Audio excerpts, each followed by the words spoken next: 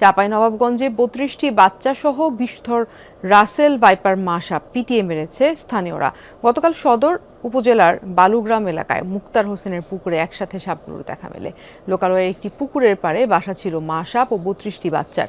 পুকুর মালিক মুক্তার হোসেন বলেন, এর আগে এই এলাকায় এমন সাপ দেখা যায়নি। জেলার বন্যপ্রাণী ও জীববৈচিত্র্য সংরক্ষণ কর্মকর্তা তন্ময় আচার্য জানান, এটি বিশ্বের অন্যতম বিষাক্ত সাপ রাসেল ভাইপার বা চন্দ্রবোরা। ডিম থেকে নয়, বিষধর এই সাপটি সরাসরি বাচ্চা জন্ম দেয়। একেবারে সর্বোচ্চ 40টি পর্যন্ত বাচ্চা জন্ম দিতে পারে এই সাপ। রাসেল ভাইপার কামড়ালে আক্রান্ত ব্যক্তি অল্প সময়েই মারা যান। একসময় বিলুপ্তির শঙ্কায় থাকে রাসেল ভাইপার সাপের সংখ্যা দিন দিন বাড়ছে।